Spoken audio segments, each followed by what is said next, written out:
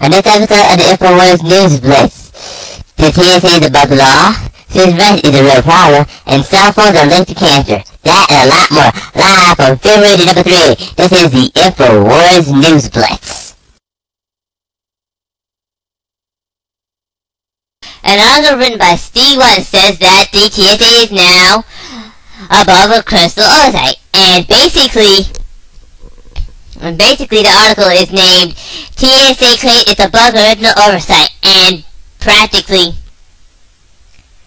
underneath it says agents had refuses to appear at TSA transportation hearing.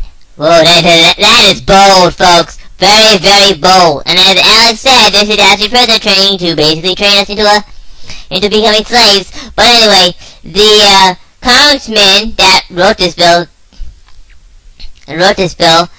Senator John Micah, who's a critic of it, who actually published the actual legislation establishing the TSA, recently declared that basically the idea has been an utter failure, and basically they need to have private screeners to do this. I mean, literally, folks, this is a disgrace. But anyway, folks, this article needs to get out to everyone. It was red linked at around the same time Alex was on the air, and trust me, folks, he's hopping mad. So I'm gonna shut my mic off and let you listen to the meltdown here. That's about to happen. All right. And I guess they think Congress will probably sit there and go along with it because Congress wanted it, because the foreign banks that took over want us trained that we're prisoners and that we're going to have hands put on us. This is all prisoner induction perp training. This is the biggest TSA news I've ever seen. Look at this. TSA claims it is above congressional oversight. Agency head refuses to appear at transportation hearing. The TSA has refused to attend a House transportation hearing this week with agency head John Pistole. Ladies and gentlemen, they arrest in the past members of the judiciary and members of the executive that don't show up to these. I mean, this is unbelievable. Karl Rove had to run out of the U.S. to avoid one of these. Said he was on a month-long business trip. Remember that 5 years ago? They just now say, hey, we ain't coming. There you go, folks. You see? Trust me. Well, on that note on that article there, I only have one thing to say. I mean, I'm actually reading this from a commenter here on the video. It says that modern-day Americans tolerate this. Traditional non-faggot Americans would never allow this, crap. But he uses a, S word there, but yeah. But anyway, folks, onward to the next article I have to say. The article's named The Real Problem with, Susan Rice. I mean, as you already know, Congress and some Republicans are trying to block Miss Rice from becoming Secretary of State. But why is that? Though, you know what I mean? I mean, she's a good candidate. Or unless it's something else that has to do with it. As the article says here, it is written by Benjamin H. Friedman. Man, what a weird name. But anyway, the article says that the problem with making Susan Rice Secretary of State isn't Benghazi, it's war. Rice has her mentor, former Secretary of State Madeleine Albright, and the current Secretary Hillary Clinton has supported just about every proposition U.S. military intervention over the last 2 decades. The president should nominate someone that occasionally opposes the war, which he won't know.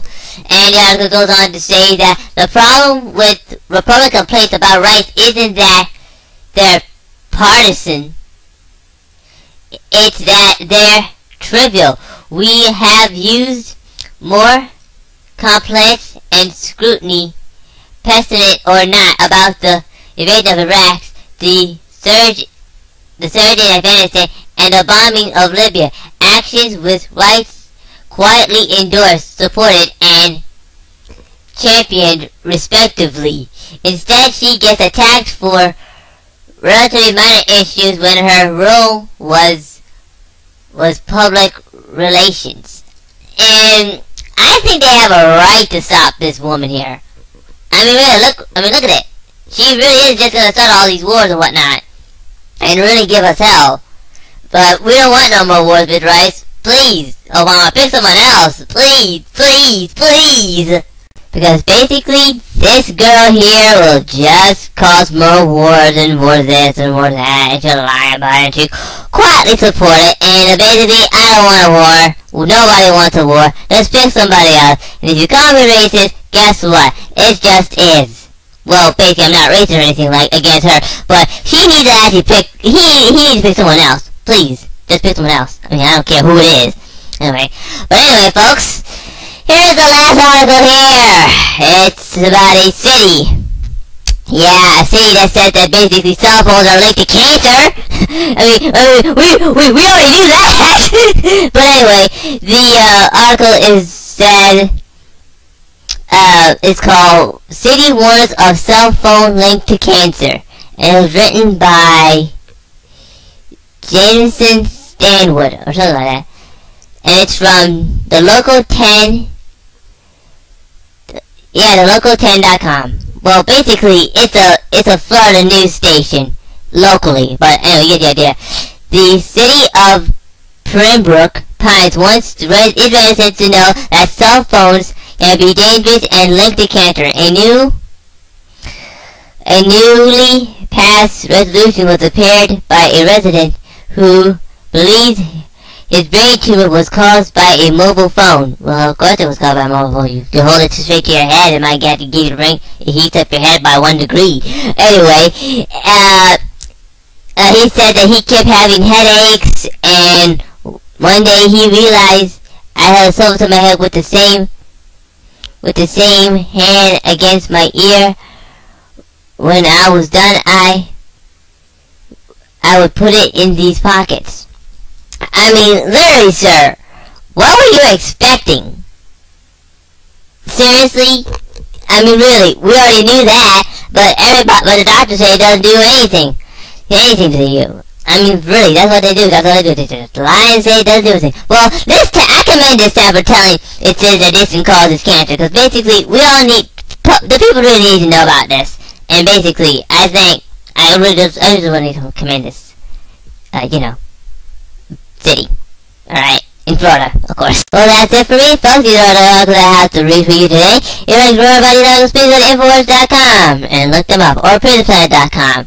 This is the Infowars of it. I am Infogundam, telling all of you to have a very safe and happy Christmas. Oh wait, I don't think we're supposed to celebrate that stuff. I think. I'm not sure. But anyway, happy holidays, folks.